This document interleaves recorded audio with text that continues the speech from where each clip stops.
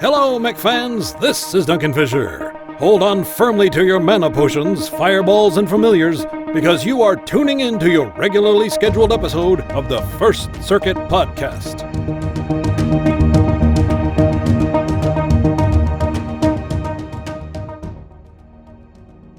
And with that, welcome to episode 94. Tonight's guests are Biter, Larg, Larsh, Ayo. and myself, Oldbob. I have to come up with a saying. And tonight's topics are patch notes, events and sales, HarmonyGold, Mechwarrior 5, AMA, marketing, and Epic Games. All right. Yay. So, what's your impressions on the changes in the patch notes? Okay, we're done. Patch notes. So next one. Okay, Yeah, next moving up on. is Yep, nothing changed. Let's carry on. Well, they really did change. Oh, wait, no, wait. Bolt-ons for the dervish. All right, we're good. The only thing that I liked of the whole patch was just the GSP reward for future events. That's it. That's the only thing I liked. That's it. The whole patch I could have done without, except for just the GSP thing. So, talking of GSP, that gets us on to the event, Fight Like Cats and Dogs. Yes. Okay, so that was enough for the patch notes of the Cats and Dogs event itself. Yeah, so we got 9 days of event. It's going to be another one of those, play the game, get free stuff. Oh, God, they have my favorite event, too. Shoot down the frickin' UAV! God, I hate that one. Anyways. Man, What's a bit annoying, though, It's with annoying. each of these is it's do a tiny token thing usually, but you get just one global One skill point. GSP. Yeah. What the hell was up with that? One GSP. You know, I mean, yeah, it's what, 45,000, I think, and like 8,000 XP or something? 800 Oh, XP. okay, 800, sorry. And, like 40k C-bills. Really? But look One at the other GSP. reward. You're getting a standing item. It's a corgi. I don't recall that one. Oh, wait, There's yes, wait, war- no, I do. yeah, No, corgi was There's a whole that, bunch of cockpit items, war horns Yeah. as well, lucky cat, this, that, and the other. Yeah, just like we talked about before, man, I don't have, a lot of people don't have time to just go jump on and do these. Granted, they are easy, except for the first one, which is almost impossible to do because they're fighting everyone to get that one. But, these, it's just, you have between here and here to go do them with, like, I think it's like a 2-day period to go get these done. With one GSP, which is really bizarre, I would probably think about 5 GSP or maybe 10 would be nice. A cockpit hanging like items. I think a lot of people have these already because they give them out like candy now. But of course, for new players, it is kind of cool getting those. Don't get me wrong, guys. For new players, it is awesome doing these. And it's real easy to get these.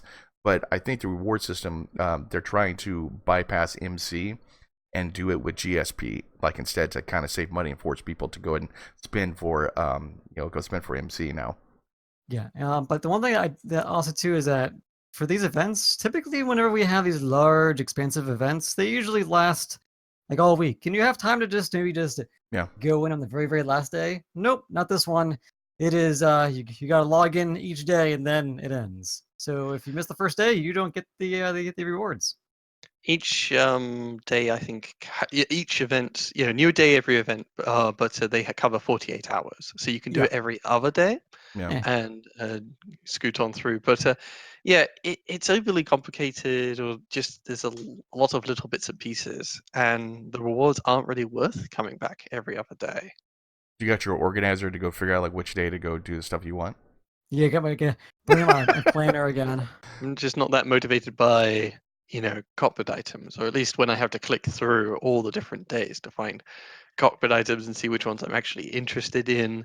The global skill points are a nice addition to the game, but I feel like, I think I agree with Old Bob. It feels much nicer to get 5 or 10 of them at once, and that would be for something like get a total cumulative 2,000 match score, 1,000 match score, or whatever, something like that, where you have a week worth to grind it. I much prefer that event style than asking you to come back every other day just to get this tiny token reward. It's almost not really worth thinking about. Yeah. Also too, like one thing I never understood about PGI, about why they did these events, the daily dog challenges. Click on this, day 1, day 2, right? Why don't you just list them? Basically day 1, here is the reward.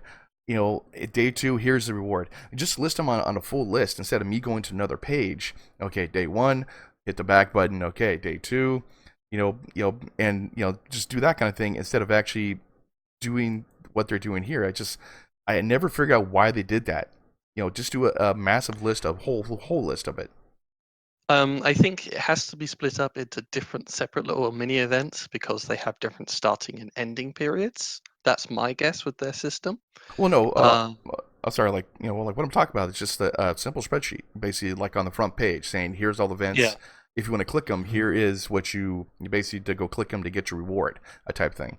But a simple spreadsheet on a full list of the front page saying, on day 4, the item is, or the reward is the GSP reward and a cockpit standing item, and you got to get there's a complete one. lot of details to show with that though because um, there's possibly multiple criteria required for a thing with multiple different, periods of time, and yet multiple rewards. Like they can offer like 3 to 4 different rewards for one thing. So a spreadsheet that has to be a very flexible spreadsheet to be able to fit all of that. And I think that's quite a bit of, you have to put in some development time to make that work. I don't know. I think it'd be easier for fine. Just put it up there, and I'll click the other things when I want to get my rewards. I just want to know what the full thing is before I start clicking through a bunch of different pages. Going, do I want to? Okay, what's on day 3 again? Okay, day 3. Do I want to go put my organizer for that day and do day 5? And then Yeah. I just want I something much that. prefer, like Lars talked about, it goes on for a week because it's all on one page. You just Yeah, scroll up and down, yeah, and you can track your progress on all of them and all the rewards and requirements. Easy peasy. yeah. I mean, that'd be perfect though. That in a perfect world, that'd be great. Yeah.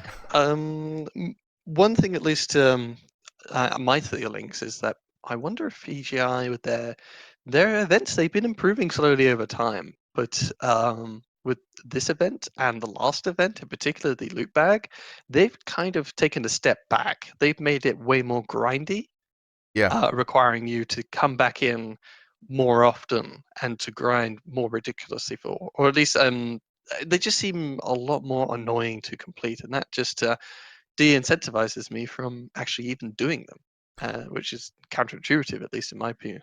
Well, I Well, think also part of it is that, if we had a more worthwhile reward that wasn't just GSP, maybe if it was like, oh, if you complete, a set of, all 9 events, you get this big grand prize. Or if you do yeah. 60 events, it'll give you like a secondary prize. But because usually they have those kind of events. If you complete so many, you get like a mech or a skin. This one is just there seems to be a lack of reward for the amount of gameplay. Well, also It doesn't too. really feel catty or doggy. Like in a way, the sale, which we'll get into later, Yeah. they're selling mechs with the names cat or dog or wolf in their name. Well, just for the cat and dog event, just have people do X number of assists in the Wolfhound, X number of assists in the Shadow Cat, etc., etc. Also, that does require you to own certain mechs. The mechs are on sale, so it encourages players to pick up the mechs and gives them a week to play in those mechs, and they get a decent reward to help them skill up and equip those mechs. I mean, I do want to say 2 positive things about this, though. It's really cool they use the developers or PGI staff's um, pictures for their animals that they have. That's awesome. It shows that, basically they're actually human beings and not just people behind a computer. So that's awesome. And plus, also, cool idea. Cats and dogs. Come on. Cats and dogs Mm-hmm. fighting together. That's a great idea. And I have to, give kudos to Matt for actually making the event, saying, doing this kind of thing. I think that's really cool. I just wish I didn't feel like, they're asking ridiculous grind for us whilst at the same time saying, look, we've got pets. Don't you want to feed the pets? And to Yeah. speak of the grind, that's actually a business model of a lot of different game systems. Because if you don't want to grind, you could spend for a premium time. Premium time costs money, so you get plus 50%. So you won't have to grind as hard. World of Tanks does the same thing, basically, in order to actually get people to go purchase premium time. So they might be going towards that type of business model instead of like, here's candy, here's premium time, here's this, that, and this. Giving MC a lot anymore, at least for the quick Yeah. play events and stuff like that. So yeah, who knows exactly what's going on behind the scenes? But I was not very impressed with the last events and cats and dogs.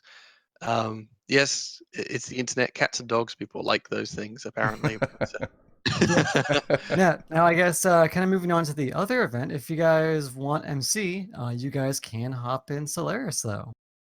Yep. Yes.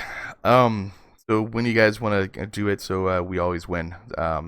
Basically you want to win 7. Right. I'll win 7, and do Yeah, that you kind get of thing. one friend. Yeah, Yes. get one friend to go and do that because pretty much, yeah. Yep. The Oh. Solaris next Solaris season started up, so it's just the same old event as always. Just win so many on each division, get so many wins, etc., etc., and you earn a whole bunch of MC. Nice and simple. It's not split up into, imagine if this was split up into 10 separate pages on Jesus. top of the cats and dogs, 10 separate pages, and you each had to do it in a span of 2 days.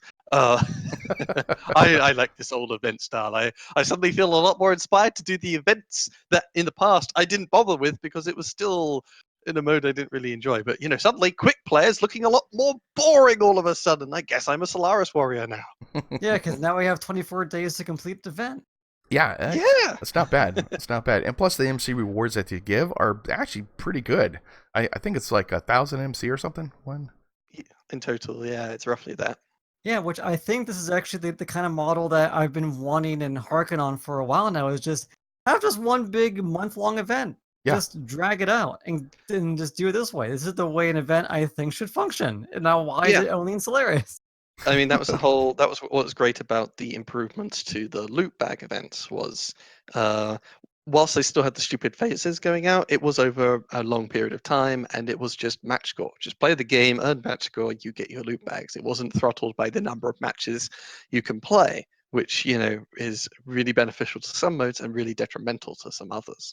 And you could even have a month-long event like this and still do little tiny events like for weeks, for like a week. Yep. There's a week between this, and then basically you get more and more stuff. You get more people playing all the time.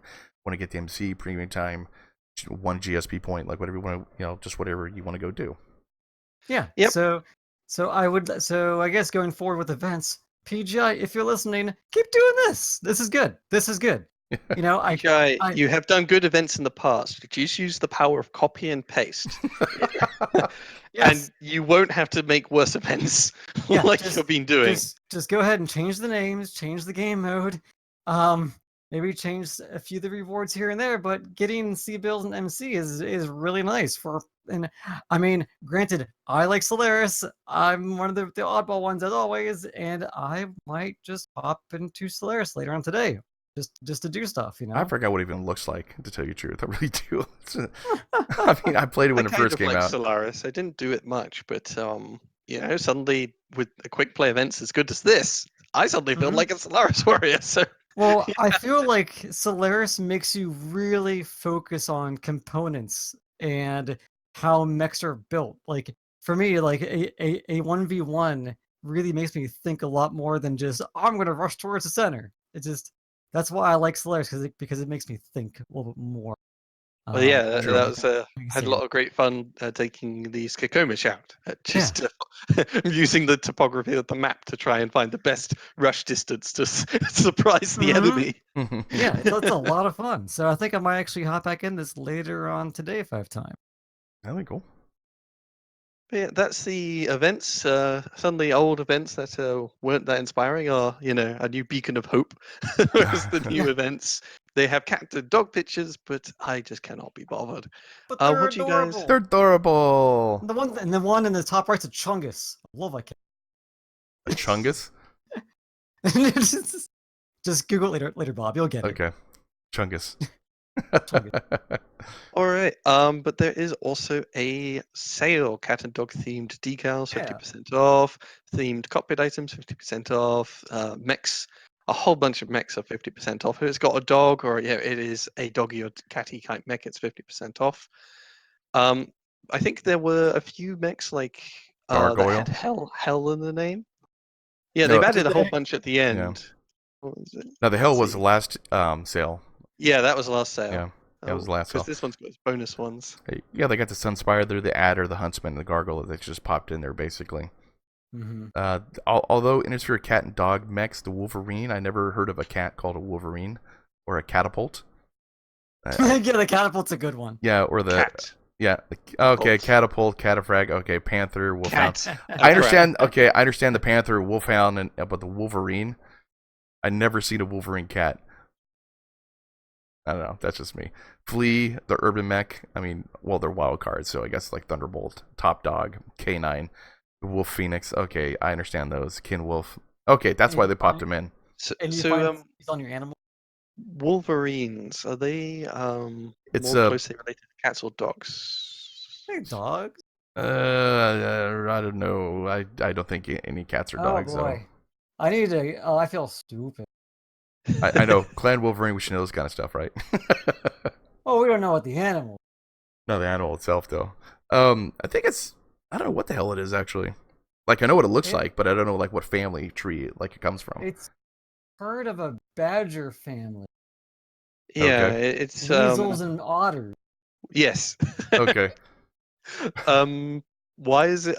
You know, because it's not just whether it's a cat; it's also whether it's a dog. But it's neither. It's a weasel. Wolverine. What? Welcome to the mammal event. Yes. Exactly. Where any animal will do as long as it doesn't lay eggs. I mean, yeah, there's wild cards. The flea. That's a good dog or Yeah, mammal. well, mainly Well, you're gonna find fleas on your animals. So yeah, I get yeah. that. I definitely understand that though. Yeah. Wait, Osiris? Yeah, I know. That's really bizarre. I don't know why they actually have that there. Oh, The cat. hero. Cat? Second. Osiris. Segment. Yeah, Segment. Yeah. Okay. Segment. Yeah. Okay, fine. What the hell is the Sun Spider like?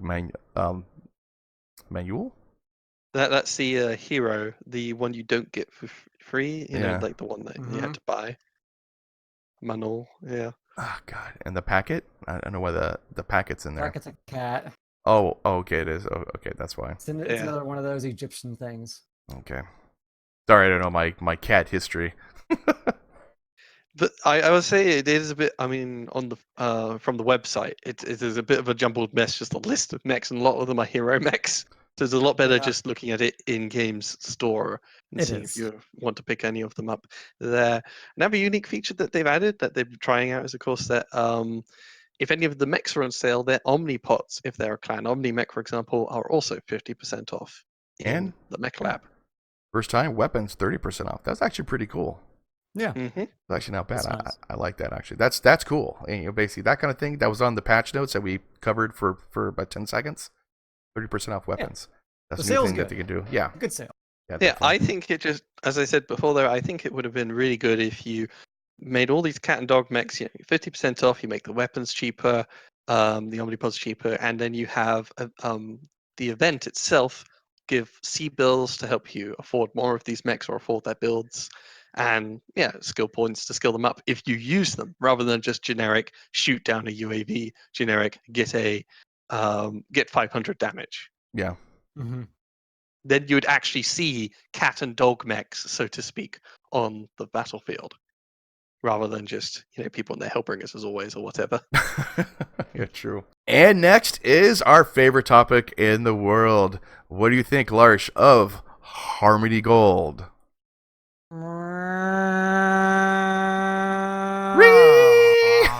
Okay. Anyway.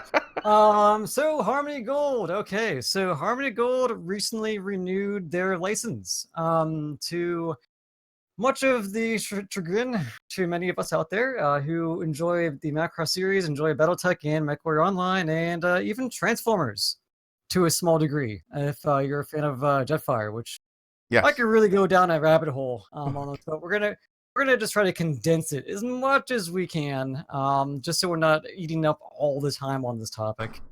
So pretty much we're talking about HarmonyGold today because of the license extension that happened about last week or a week and a half ago, and how it's really going to affect our franchises that we enjoy, which is Mechwarrior and BattleTech.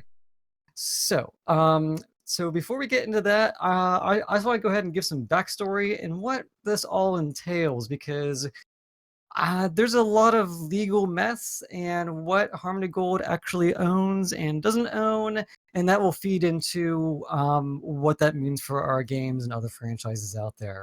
I think only like 12 people know exactly what the license agreement is and how to actually read it on planet Earth.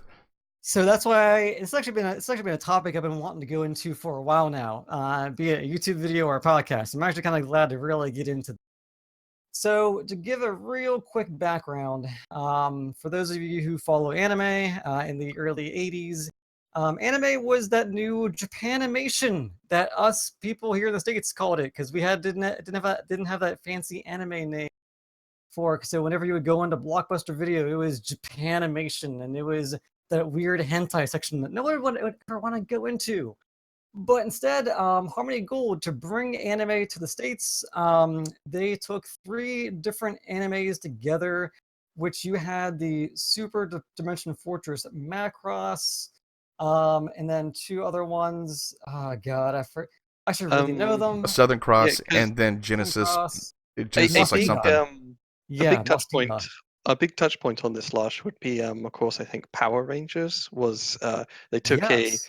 a Japanese TV show, mashed it in with some of their own creation, and made a vastly successful show back in the 80s, Power Rangers. And Yes. Harmony Gold is following up on that, where they take Japanese animation, anime known today. They took several shows and threw them together into a blender, and out came Robotech and other bits and pieces. Yeah. Now the thing is that with that series, it was a little bit, I think, better continuity wise, because they only really kept the fighting bits of the Power Rangers. So they didn't get Yeah. the other story bits of just the people not in suits. So the continuity was just our own stuff that we made, which worked out a little bit better.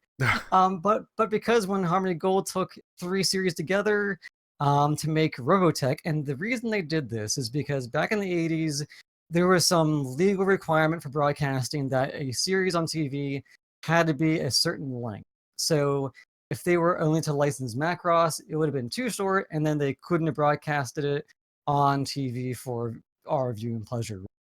I mean, So they, sorry, like I was gonna say, like Carl Maychek actually did a fantastic job of bringing those 3 different series from Japan and mashing them into a blender and putting it into a cohesive story of robotechnology and all that kind of stuff. Granted, some people don't like it, don't get me wrong, but he did a fantastic job of doing that. I'm not praising him too much because he did some bad things, but he also did a lot of good things for the anime history in like inside the US. yeah. Yeah, So, the problem, though, with this style, to get down to it, is that they aren't creating their own original property. They're using somebody else's, Yeah. but they are also creating something new from it. It's like picking up Lord of the Rings and then taking it to Japan and talking about Lord of the Mings. oh, no, that story I never want to see. And the thing is, there is actually a cult following of Lord of the Mings. Just people running around Oh, with these valuable vases. Oh my that's god. amazing. But there's Damn. also other people, of course, who are inspired by or use properties from Lord of the Rings in Japan. This is obviously not actually what happened, but in this example, somebody else has, said, "Hey, I like, dwarves, hobbits, wizards. I'm going to take some artwork from that and now make my own property," which is what happened with BattleTech, with the what are now known as the unseen mechs. That both Harmony Gold and the people who made BattleTech took things from Japan from the same franchises, and both of them were, agreed, with the original owners that they could do this, but nobody really looked that, they're both creating their own original things, and now they are both have the same quote unquote original creations. They both have, not Frodo but Modo running around. He looks exactly the same, but he has different names.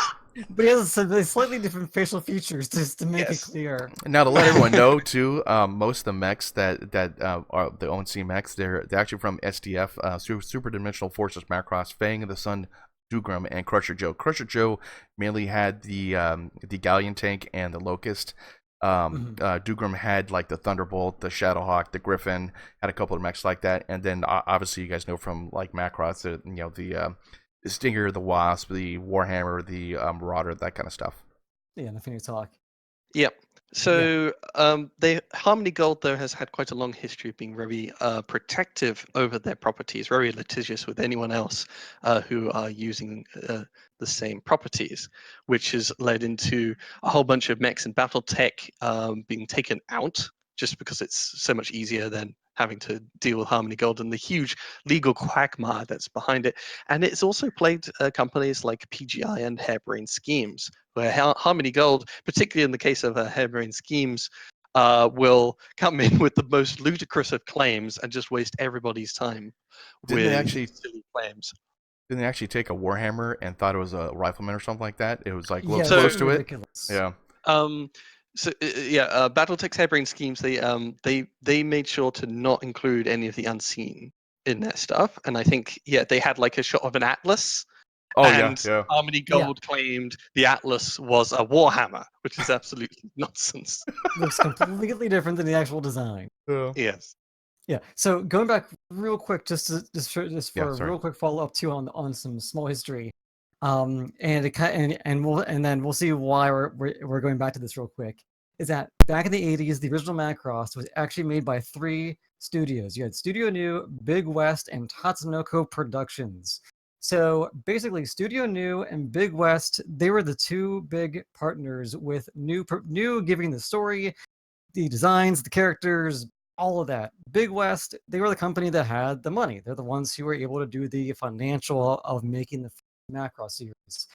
Then you had Tatsunoko Productions, and they were the ones who did most of the animation for the series. So their payment from this agreement was that Tatsunoko would basically get the rights to keep the animation. And by doing so, they were given the licensing to to sell that, or I guess, give that licensing away to other companies overseas, which comes into Harmony Gold. So Harmony Gold gets that footage, the anime with the other 2 series, and then they just kind of were cool up until about the early 2000s, except for that one part during BattleTech when it was first made, and there was some stuff back then. But we're gonna get back to that maybe. 1996. Yeah, and how that whole thing ensued. So, thing that really gets me every single time when they do these lawsuits is that in the early 2000s in Japan, they had their own court agreement that was settled because as they found out about like Harmony Gold, they're suing all these other properties, and then back in the 80s, legal agreements were not really set in stone. They were like, on napkins or papers, or just kind of word of mouth, and they were just agreed upon. So the early 2000s is when this really began to hit. And basically, Studio New, Big West, and Tatsunoko, they agreed that basically, again, that the Big West owns the designs, the characters, and everything else that is Macross. Tatsunoko, again, only owns the animation. So you would think that Harmony Gold would only own the animation because Harmony Gold does not have an agreement with Big West, who thus owns the designs and characters and all that BS. So apparently there was just some mumbo jumbo with all that, and it's just like it just bugs me in a sense. It's just Well, That coming to light though has undermined Harmony Gold's position a bit, and it could Yeah. be used against them. The thing is, it just hasn't really been fully shaken out in court. The most recent suits that Harmony Gold has put up against PGI and Harebrained Schemes, they dropped Harebrained Schemes fairly quickly since they had such a poor case against them. With PGI, they I think settled it out of court. We don't know though what the terms were, what everyone has actually agreed to. But they could very well have decided to settle because Harmony Gold's position is a lot weaker with this new background. But at least the big reason why we talk about Harmony Gold is that they have got this property for another 35 years, and however terribly justified they might be, they can still often will be very happy taking other companies to court because just all the legal expenses of proving and getting through all this huge morass of legal shenanigans, just this long history is an utter nightmare. And it's going to cost a lot of money to argue in court. And particularly if you're PGI, a small company and whatnot, you just don't have the money to fight these kind of things for the decade or two it would take for everyone to figure out what the hell happened. Exactly. Well, also too, like one of the things that I think Harmony Gold, why we all think the pariah of the internet, the boogeyman, and the lawsuit freakazoids that they are, is that they basically anything that they for what I understood about the agreement that they had with Takanoshu, or I'm sorry, Takanoshu, is it right? Tatsunoko. Well, to use my analogy, at least, there's another angle to it. Is that they came along with Lord of the Mings and to Japan, and they're suing anyone who uses hobbits and dwarves and whatnot, and it's absolutely silly. But then, if people want to read the actual original Lord of the Rings book, so to speak, all the Macross, all the different series, there's difficulty porting those across to United States and other countries because HarmonyGold claims ownership over those properties as well. So Yeah. they haven't just they made up their own Lord of the Rings original story or whatever, their own fan story, and now they're also stopping the original story and the original creators from really operating properly in foreign markets. Well, yeah, basically, part of it also too was the Japan couldn't actually bring any type of the Macross series into the American markets because, quote, HarmonyGold owned the rights for anything coming to US, and that also includes toys with the Jetfire. That also includes I think Exo Squad got put out by Hasbro for like a little bit that got canned because of HarmonyGold said no, you can't do this, and so basically anything coming from Japan. Being anything like Macross, they would sue and stop it from coming, and that's why I think a lot of people are really pissed off at HarmonyGold. Yeah. Now, the one thing that's just interesting is that HarmonyGold does not own the IP to the other Macross series. So for those of you out there, you have Macross from the 80s, but then you had the 90s was like Macross 7, Macross Plus, Macross Zero, Macross Frontier, Macross Delta. And then I think there's actually a new one coming out again. So in Japan, they agreed that Tatsunoko does not own any rights to those other Macross series because, frankly, Tatsunoko did not work on any of the other Macross series besides the first one. But HarmonyGold they're ignoring all of that, and they say that no, we own anything Macross. So even though HarmonyGold does not own anything from let's say like Macross Plus, or Frontier is probably a better one, is that that no one's allowed to bring over Macross Frontier because HarmonyGold says we own it, even though they don't, because they're ignoring any of the legal agreements done in Japan. Now, during one of the articles though, from the most recent agreement is kind of interesting because Tommy Yoon, who is one of the main guys at HarmonyGold, he says, quote, If we can have more Macross and more Robotech everywhere and just let their fans go after what they enjoy, we think that would be a wonderful thing. So I'm really hoping, no guarantee though, that maybe going forward, because I don't know what was discussed a whole lot, and I don't think we're ever going to find out what was primarily put down in paper on the last agreement until later on in life, but maybe, just maybe, they may realize that they don't own those other franchises of the Macross series, and we may end up getting something out.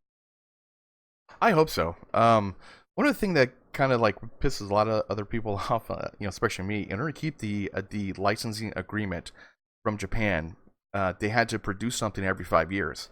And so they worked on a couple series, like something was called Mars Force or something like that.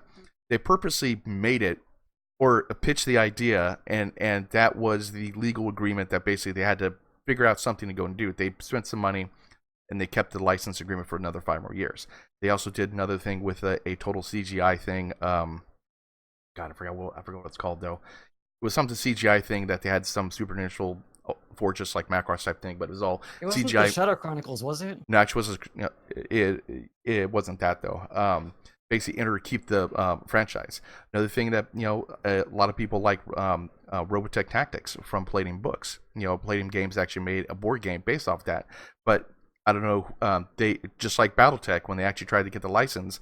There's 30 different people that have the license. They got it from 2 or 3 people, but the other 27 decided to go sue, which 27 will be HarmonyGold, decided to go sue and then kill RPG Tactics. And so they're going to actually do the Kickstarter to go actually complete it, the whole thing, or what they wanted to go do. Like I had the box set behind me, like when you go see my streams, but it's cheap if you can find them. It's actually not too bad of a game. It's just there's so many products that people want to see because they're such avid fans of Macross, the Veritech Fighter, the Destroids, all the kind of stuff, that every single time something cool comes out, HarmonyGold sweeps in and destroys it. Yeah, well, like I said, is because, and I think we don't want to linger too much on it, but I think my main point of all this is that because Tommy Yoon seems to have some sort of hopeful, wishful thinking about getting other series possibly around, I would hope that just how weird would it be if like Harmony Gold were to finally say, "We'll bring you like Macross 7." They Yes, won't. they won't because I don't think they're going to have enough money to do it. But I mean, in a sense, what is this going to do to BattleTech and Mechwarrior and that kind of thing? I don't think a whole lot is really going to come out of it in terms of I don't know if they're going to be as Sue happy.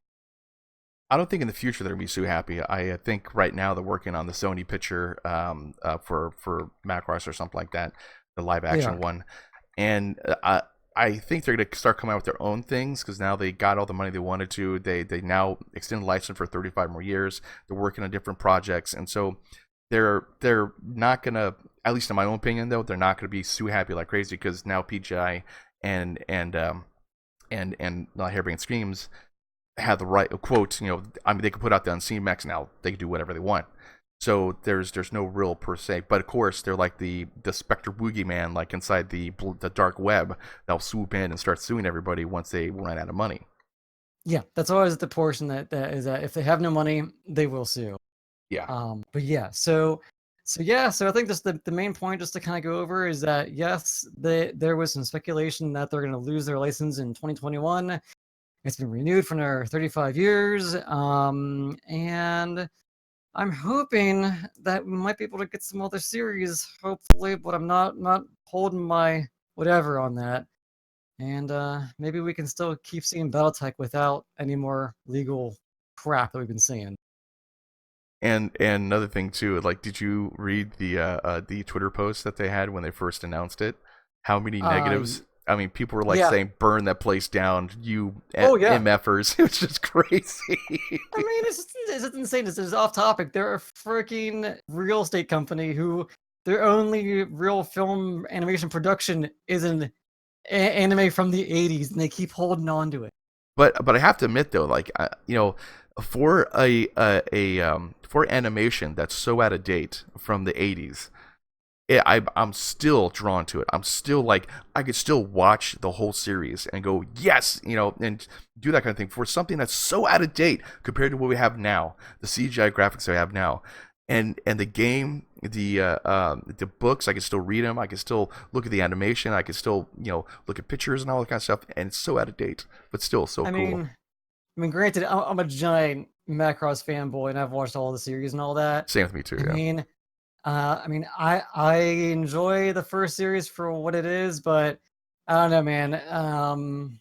It's a little bit of a slog to watch the full series all over again. No.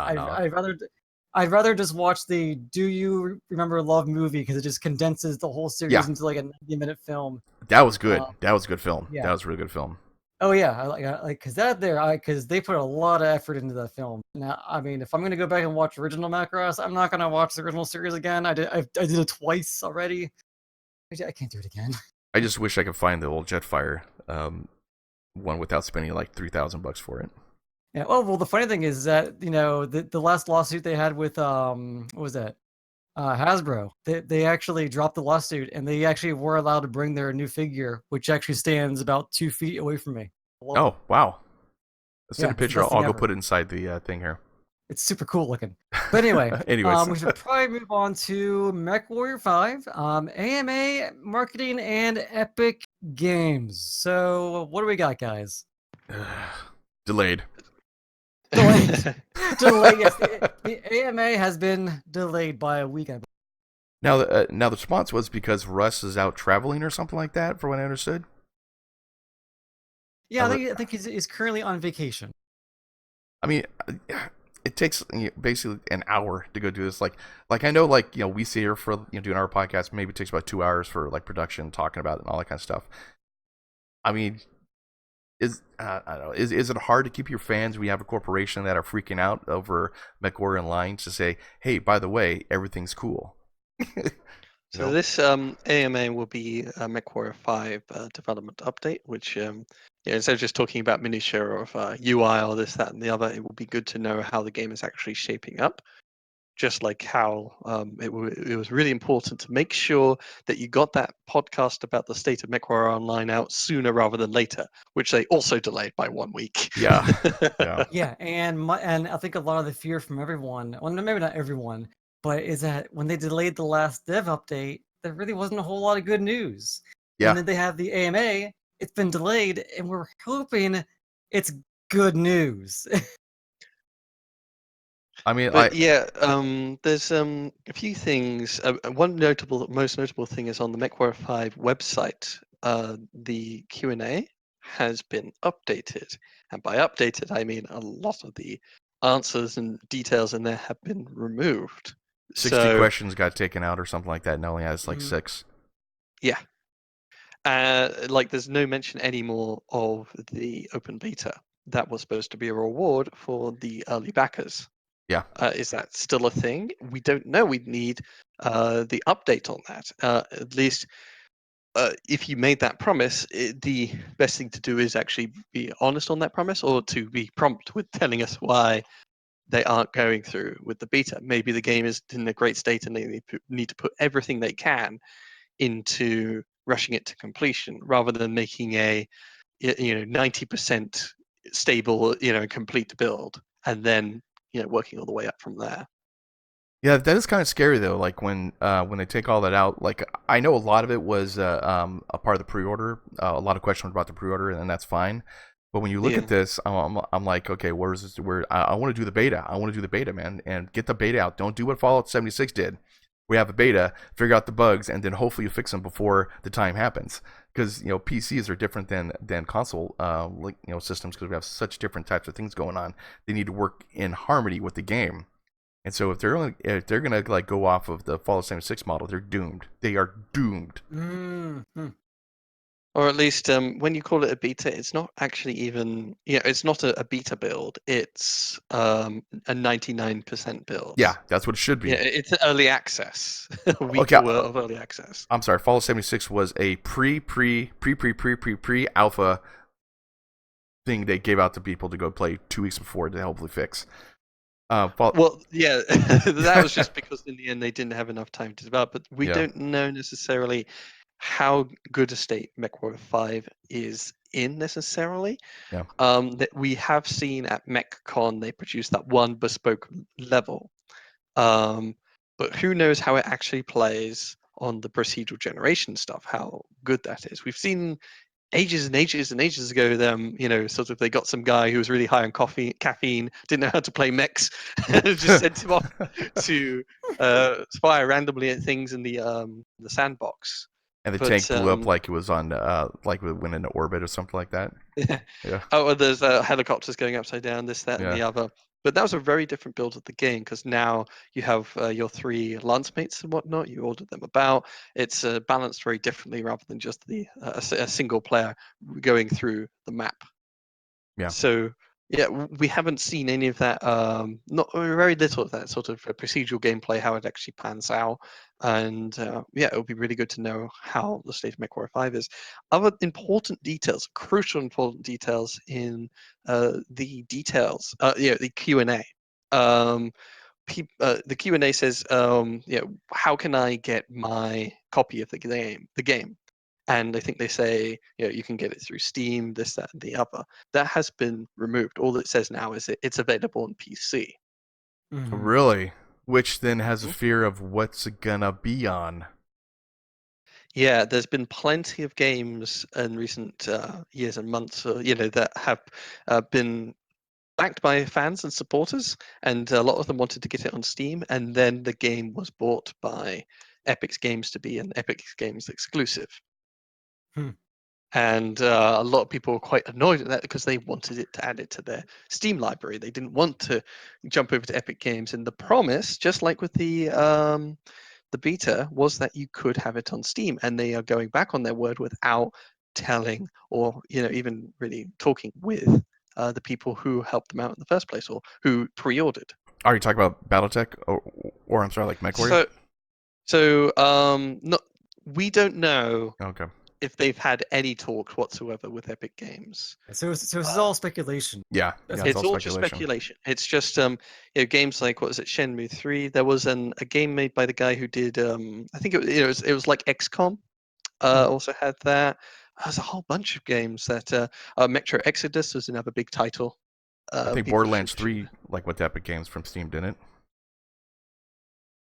I don't think so. I could be wrong on that though. Like I don't really pay People attention were to that. worried about the most recent Borderlands, but I think they actually got some good cred by saying, no, we're just going to release it on all platforms. Okay. But yeah, so Epic Games is, of course, trying to be a new competition to Steam, and they're doing it through exclusivity deals. And a lot of people are not a big fan of this business practice, to say the least, and particularly not a fan of them pre-ordering games or backing games and not being able to get it on their preferred platform of choice, because Epic Games is snapping up a lot of indie developers and even fairly big developers to guarantee their games are exclusive on their platform for at least a year or two. Yeah. I love Steam. Simple reason, it's easy, it's quick. I have a whole profile. I got all my games on Steam. I have a couple games on other different platforms. Like I think Sony, I got 1 or 2 games, and then another thing I got 1 game, and another thing I got 1 game. I want everything on one damn system. Steam is fine. I love Steam. Basically, I could just go there, boom, pop my stuff on, and just download it. Don't have to worry about it. I can look at my list of games, go from there. If I have to start going through all the different games, I forgot I had Mass Effect Andromeda. I forgot I had that game, like, until I actually went to the site and started checking things out. I'm like, oh, I got that game. I forgot about that. And so, like, I don't want to have to go through all these different systems, put up different, like a space on my hard drive to go have some stupid launcher. I want everything condensed into one thing, because I don't have time to go through all the different things that are out there. And what I think pisses a lot of people off is they got to go to Epic Steam Launcher, they got to go to Sony Launcher, they got to go to whatever launchers you already out there. have you had the Microsoft Store or whatever. Yeah. They were hiding games away behind that login. There was EA is, of course, moving a lot of things over to Origin, I think it is their own little player Origin, thing. yeah. Ubisoft are annoying everyone with Uplay. Ubisoft. Yeah, Uplay, screw that place, man. But that's not exclusive, but it's just a pain in the ass. I wish they stopped it. And at least somewhat the spirit of PC gaming for a while has been, you go to PC gaming so you avoid all the console exclusives and the console wars and whatnot. But that is what Epic Games is bringing with their more recent business practices. And at least what we've heard from PGI is, of course, they're putting all their stakes into Mechwarrior 5. And not only that, Mechwarrior 5 is running on the Unreal Engine, if I'm not mistaken, which is owned by Epic, which means Epic has additional leverage over them. So the reason why people are supposing this is obviously from, if you're Russ's perspective, if you take the deal with the devil, you take the deal with Epic, they will guarantee a certain amount of sales. They will guarantee his company's survival. And whilst you'll piss off your consumer base, you'll be able to make it through Mechwarrior 5 and carry on from there. Well, yeah, that's their business model too. Is they take games. A lot of companies are going to Epic because they give a better rate than what Steam does. Like when they go sell games, Steam charges. I don't know if it's like 40-50% or something. So it's Steam takes like 30% cut or so, and Epic Games take a 15% cut. It's around those numbers. That Epic Games Store is taking a smaller cut. Yeah. So if your games are sold for the same price on both platforms, the developer is keeping more of it. When it comes to Mechwarrior 5 pre-orders, though, when you pay that, what is it, $40, $60, or $100 or so, or whatever those values were, I forget exactly. That was all straight into PGI's pocket. There was no one taking a cut other than payment processors, so PayPal or whatever they used, which is a tiny cut. It's it's hardly 30%. It's like 3% and then 25 cents. Like after that, it's like 25 cents per transaction. It depends. Yeah, I don't know all the details. And plus 3%. Like I do eBay a lot, and that's what they charge us. Yeah.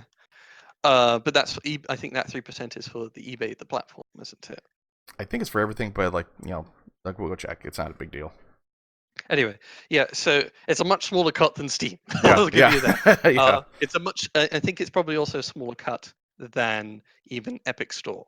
So the people who have backed MechWarrior 5, I think you promised to have it available on Steam. Was it what the other ones like GOG or whatnot? Yeah, Your GOG, yeah. preferred platform choice, basically. And at least with that initial promise, you shouldn't just quietly delete it. You should, when the game comes out, I should have the option for a GOG key, a Steam key, whatever, on my preferred platform. Even if you are Epic exclusive, I think they should be kind to their pre-order people, because they handed their money straight to PGI. They're your most loyal customers, and if they screw them over by forcing them to go to Epic, there's going to be a lot of very unhappy bunnies, particularly with how well they're doing with MechWarrior Online at the moment. True. Like, yeah, and I don't think actually if Epic Games does get it, they're gonna say no, it's ours. Everyone has to come to us, and the people that you promised to give it on Steam or GOG and stuff like that, they have to come to us to go get it now. And I think that, just like you said, piss off so many people to go and do that. A lot of the companies that have gone Epic exclusive have not allowed the option to redeem any kind of Steam key. The only slight exceptions were something like Metro Exodus, where you could purchase the game well ahead of time on the Steam store, and when they signed the exclusivity deal, you kept that copy of the game, and it will keep all the updates and DLC available to you. It's just nobody else could actually buy the game anymore. But for other games that have never been on the Steam store, like Shenmue 3, they were promised a Steam key or the option for a Steam key, but now they're saying there's no chance for a Steam key whatsoever. So therefore, you either get a refund or you get it on Epic. Damn, that's Ouch. not cool, man. But Yeah. just all speculation, guys. So if it happens, I think that'll really, really screw over PGI. If it happens, if it doesn't, hey, Well, whatever happens, as I said, though, it won't actually. The deal with Epic, usually the terms that Epic sets is that, I'm not sure how they do it. They kind of they came to guarantee a certain amount of sales or to give you a certain amount of money to make sure that even though you're being exclusive to Epic, Epic has you covered. Like, yeah, it's not just Epic says, "Oh, we would like you to be exclusive because we're, taking a 15% less cut," and if that's all they're offering, you would just say, well, I'm going to offer it on all platforms, or maybe offer it on your platform earlier, but not exclusivity, not for years. We don't know the details of what exactly they're offering, but yeah, if they go Epic Store, their future will be guaranteed for some time, but they will be squandering their community goodwill. However, here's the funny question: if you're doing a meta game, if your community goodwill is near zero anyway, what are you losing if you squander Oh boy. Wow, shots fired! Shots fired!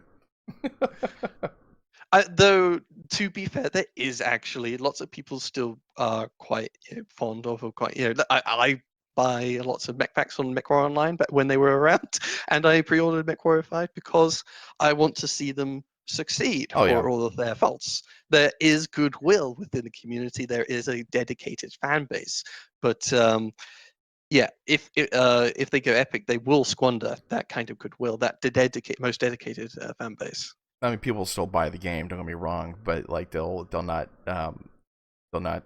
in the future go back to PGI and go different, and go do different things. Because I know like HarmonyGold, I don't want to buy anything from that company to make them money, so I'll buy stuff third party.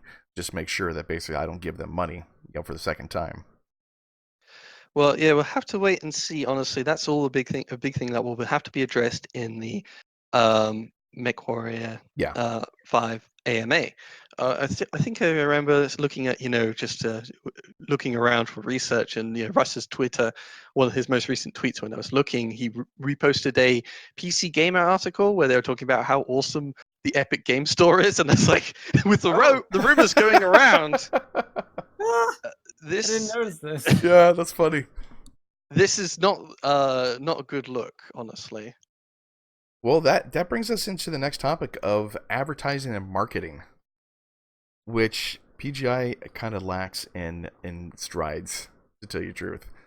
Um, yeah. Basically, like, Larch did put up a Twitter post that actually blew up on Twitter. I just cannot believe how much stuff was going on there. And I Russ would did say it was mostly just like a shit post. Just me being like, hey, it'd be fun to do this kind of ad because like I found this really old ad from the 90s for like MechWarrior or whatever. And then it just blew up for like 3 days. People are still talking on it. Yep, people are still talking about it, And about so is marketing, Russ. and so is Russ. And I love Russ. Don't get me wrong. And I met him at MecCon and all that kind of stuff. But he shouldn't be the face of PGI. I'm sorry, man. Basically, the tweets that you sent out are kind of like, God, They're how do I put it? vague. Yeah, they're vague. They're very kind of like non-constructive, I guess, into reassuring the community that what's happening with MechWarrior Online or even MechWarrior 5 and even marketing. They actually, part of the Twitter post that they had was more of why aren't you marketing this? You have 2 to 3 months before the game comes out. You should be every day going on Twitter, going on, TV ads or whatever. But of course, he did say that ROI, like investment, was crap. But I think he's going by an old model of marketing, because nowadays it's more guerrilla marketing to do Twitter posts, YouTube videos. You could go to Facebook. Facebook ads really don't cost that much for what it is. Of course, you might not get a lot of ROI, but at least it's something to get your name out there. I tell you the truth. Forums talking, every week or every couple days, put out something saying, hey, basically this is, check out this new artwork we got for the building that's really cool. Just something getting out there. And I think two Twitter posts from Tina a month does not cut it. You need to constantly bombard advertising, no matter what it is. And it's called guerrilla marketing. And the old marketing strategy of buying TV ads or radio spots and all kinds of stuff, that doesn't work for small companies. It doesn't work for small games. It doesn't work at all. But constantly do stuff. TV ads as a whole doesn't work a whole lot. I mean, because people like myself, actually, like I cut cable out like 5 or 6 years ago. I mean, so I mostly just have like Hulu, Netflix, and I've watched things on YouTube. So I mean, kind of like how, probably like a really good way to do it is like, I don't know how much those ads cost before a YouTube video plays, but make it like a short 30-second ad about MechWarrior 5 and then put it on YouTube to be played before a video. I mean, hell, I mean, Bob, you and I monetize our videos. I'd be happy to have an ad for that in front of my videos. I mean, granted, we're small fish in a very large YouTube pond, but at least, I think things like that, because they're saying, oh, well, we allow influencers, which, I mean, I guess you and I are, quote, influencers in the community. But it's just like, I mean, I'll admit it, like my influence is not a far range. I can't get people who wouldn't be interested in MechWarrior BattleTech to play these games. I mean, I make content because people already know about the content in the games.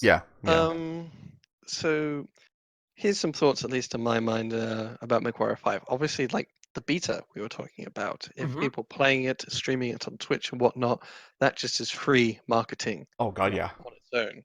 And if they are choosing not to do that, it's all up to PGI to market it, so to speak. Another idea, again, if you have a good product, other than just letting the players play it and show it off, you can get.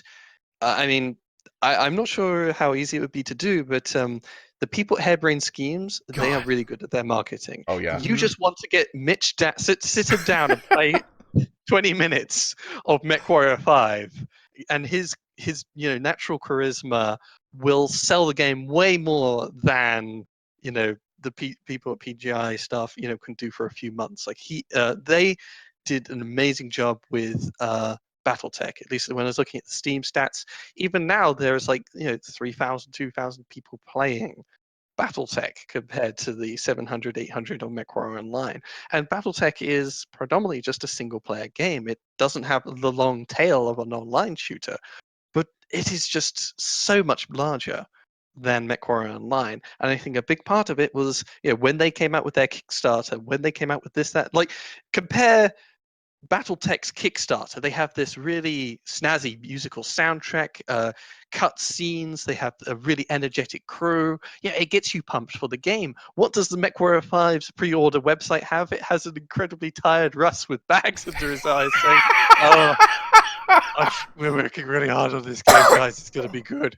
And as I said at the time, I felt really sorry for Russ because he's also doing MechCon at the time, and Yeah. they're doing a lot of stuff at that point. But it's just the time and effort and the quality of the marketing is something else for BattleTech Harebrained Schemes, and just simple things like getting your beta out so players can show it off, getting Mitch and Jordan in or whatnot to play the game. It just charismatic voices and whatnot. That would be great. Yeah, basically just like you talked about, man, Twitch, right?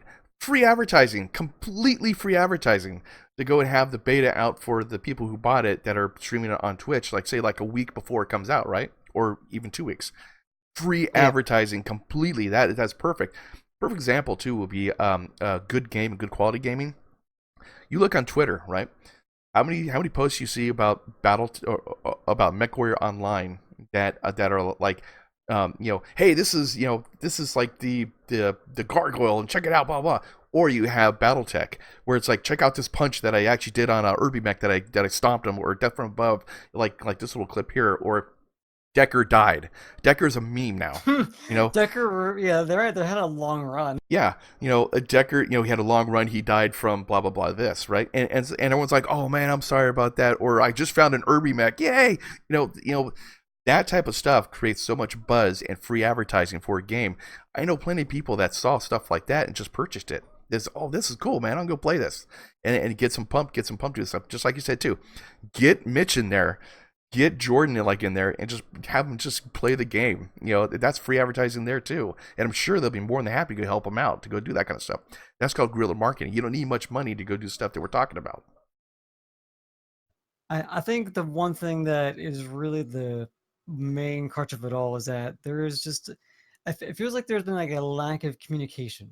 I mean, Yeah. even though there's been a lack of advertising, so again, it all goes back to what I always say is just the hype of your game.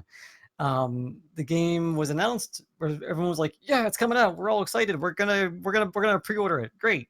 And then Nothing. months go by, AMAs, but then you have all this blank space. And the one thing that I noticed, at least on my Twitter post, is that everyone begins to speculate about things, and then people begin to festering, and then they begin to theory. And Russ even commented, and I do agree with them, is that when people begin to do these theories without any actual data behind it, that's also not good in that mindset. But if that's we're what not happens. being given, that's what happens, is that if there's no advertising, there's no communication, people begin to do this, and then whenever we delay an AMA, it just begins to fester more speculation and theory, and just it gets to be this weird funk of just people begin to worry, and they don't want that. But I have to admit though that they did do some videos. They did a couple of videos that we did comment on, and they also did a couple articles through PC Magazine, stuff like that. So they did some marketing. Don't get me wrong, but like I told like I was saying, you have to constantly bombard the marketing, because otherwise people forget about it, and then just like you talked about, theory, speculation, what's going on, no communication, and you have to constantly do that. And hire some intern to do this. Hire some dude that wants to learn about the graphic industry of gaming, basically. Hire some guy, or just get an intern that wants to do that to put on his resume. Okay, your job is to make pictures on Twitter and Facebook. That's it. That's all you got to do, and make some videos. That's all you got to do. And I'm sure there's plenty of people who would do that, like in Canada. Yeah, well, here's the thing, is that going back to BattleTech, for their marketing, they had passion behind their marketing. What they need is like someone who could be an intern or something like that could work, maybe even if it's like a part-time by contract gig. Yeah. If a person is passionate and you say go ahead and do some online social media marketing, if the person has a lot of passion behind it, their small campaign will still look good Yeah. because they want to do it. And plus, it I looks good think on that's resume. Sorry. exactly it, and that also looks good on that person's resume. But I think what they need is that people to really be passionate is what BattleTech had, but MechWarrior 5, like I'm sure there's some passion behind it, but it's hidden behind the wall of nothing. Well, it's they're very closed doors. We haven't seen, other than MechCon, what have we seen between then and now that is new? For screenshots, I guess, if you're on the Discord. Mm-hmm. But the screenshots are mechs walking about and shooting. It's we don't see much of the actual gameplay systems, this, that, and the Mechanics. other. Yeah, the mechanics. That's what I really want to know about. They've talked about that, so to speak, I guess, in the Q&As here and there. But yeah, you have to listen to a 45-minute sort of semi-podcast every Mm-hmm. single time. And it's just them they're very skittish about what details they're giving. Whereas, yeah, it's just night and day if you look at the Q&As of PGI and Hairbrained Schemes, just the passion and energy involved in the discussions. And I'm not sure there is a yes. Old Bob was talking about just pumping out content all the time, but I don't think necessarily pumping out screenshots and stuff like Well, that. I'm not talking about just that. I'm talking, No. videos, advertising type stuff. They did some good stuff back in the day, really good stuff. Like, yeah, I'm gonna get pumped. I'm gonna play Mechwarrior. Basically, like, did a really good faction warfare one. Like when they did that, that was awesome. Did a couple really good things, but then they just far and few between, like one every couple, every 7 to 8 months. I'm not talking about just like screenshots, but I'm talking about like Yeah. make up stories. There's so much to the game that you could do that you don't have to just use MechWarrior. You got a whole universe to go freaking do something with. Well, yeah. Usually, what you can do is over, whilst you're developing the game and new and features come together, so somebody is working on the overall, presumably, obviously, they're working on the Yeah. overall campaign map. Mm-hmm. You have your advertising guys sit, once that's mostly complete or, is fairly well complete, they sit down and make a video saying, hey, this is Mechwarrior 5. Look at the overall map and how things change over time. Like, basically, you make a video selling the overall, the big world gameplay. Yeah. And the thing with that video is hopefully, as long as the that feature is complete enough, you will get your core fan base interested, a few months down, before the game comes out, and you could put it up on your Steam page or whatever. Like, that is the thing to show people when the game does come out, because it does show off one of your gameplay systems. So you have a video about moving and shooting with mechs. You have a video about the overworld map. You have a video about your, customizing mechs, the mech lab, etc., etc. Just, if you make these bespoke videos, make them good. You get a really quality product. That's something that will energize the community and will also be a great resource to just say, this is our game. This is how it works. Also too, like, just real quick, the Discord, putting up pictures on Discord for the people who already purchased the game is not really good advertising. It only advertises to the people who are already enthused and already purchased the game. So if they just put it on Discord, it's not going to do anything. Like, pictures on Twitter, Facebook, like whatever things I got, YouTube, and just whatever, because they already bought the game, so they're already gonna like it's like you ever watch a movie, Dave? Yeah, I wouldn't mind if they posted it on Twitter, even though it was promised as an exclusive feature. No. Because Discord is because Discord is a closed group. I mean, you're not reaching out to any new viewership. Yeah, but exactly. I think Biter, I think he said it the best. Like, is that it is, quality over content. Kind of getting back to I think what was said earlier too, is that you don't want to post too much because then you're spamming. But yeah, basically you just need like once a month a video that's quality and gets the interest in. Like back in the day, I remember, what was it? I think Halo 2 and 3, the Bungie Studios, obviously it's a much bigger studio, but they came out with vidocs, which are like mini little video documentaries about certain games. Those are great. Yeah. Those were amazing. They were brilliant advertising. And the thing was as well, they aren't showing completed gameplay mechanics. They're actually showing, when they haven't done all the textures, everything's in grayscale. But people love that. People eat that stuff up, though. You're seeing the game in development. You're seeing it as it's coming along, you don't have to wait until everything has got a mirror shine to it. As long as you show your development process, it gives people's imaginations churning. Just as long as you have the passion and the quality content to sell your product. Star Wars, the new one that came out a couple years ago, the big story one that they worked on, they did the same thing. Yeah. They did like, here's Planet Kashyyyk, here's this, and here's like the spaceship, and here's this building here, and they did a really good job at that. Here's a storyline for this arc for the bounty hunter. Here's a storyline for the soldier type thing. Beautifully well done. It did that for like 2 years before the game even came out, and so for 2 years we're sitting there going, oh, I can't wait this game comes out. And so like every couple weeks of purchase, they made something and did an excellent job at that. Harebrained Schemes for BattleTech on Kickstarter, they released updates. Yeah. Just they're mostly just text. Sometimes there was some images and whatnot, but it's just them saying, "Hey guys, we're experimenting with gameplay systems, and this is our experiences, and this is where we're trying to game." And it's just the communication and giving us a constant update, a constant feed. Text, that's all you need. On your Mechwarrior 5 Discord, they announce their AMAs, but they don't announce any progress on the game. It doesn't make you feel like the game is coming together. All you hear is that we're going to have a chat. And then most of the time, sorry, and like I think the chunk of the FAQ really broke a lot of people's backs on. Yeah, and plus I feel, like I also think too that it's more of people become involved and want to be part of the development of the game. So like when you actually make things like like say a Star Wars game, you became part of it. It's like, oh man, basically I can't wait for the next one.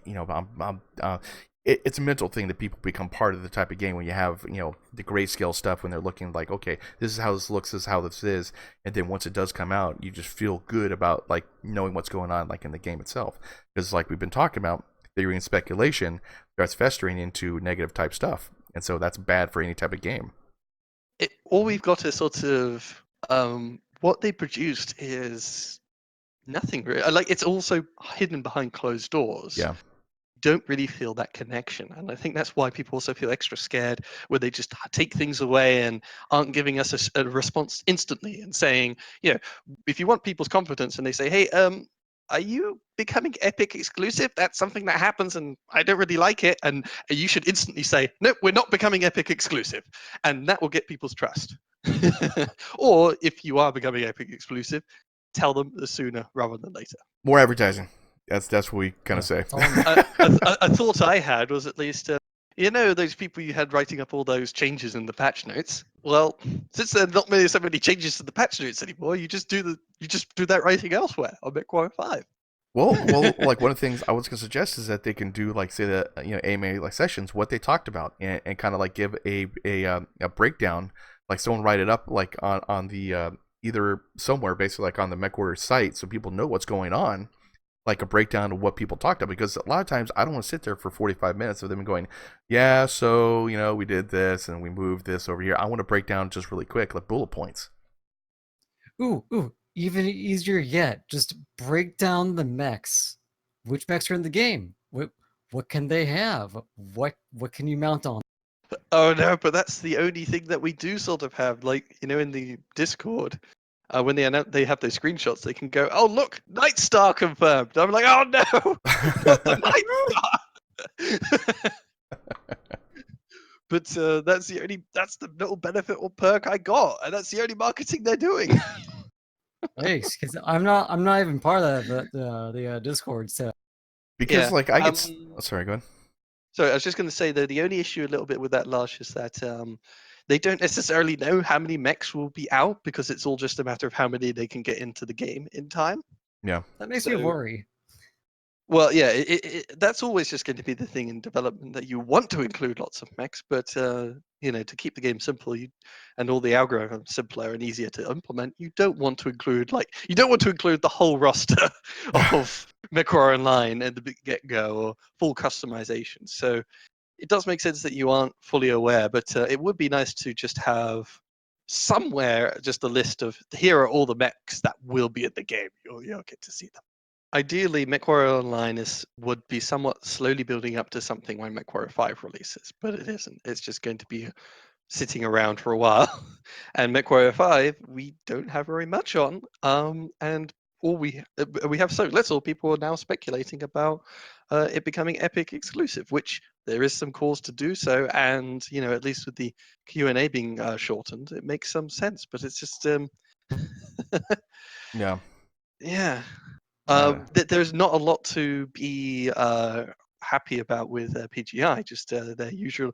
This is sort of, they haven't been very good at PR, but with MechWarrior Online, when it was just slowly churning along, there was always a new mech coming out, always these changes. It was always the game was being iterated and worked upon. You felt you were going somewhere.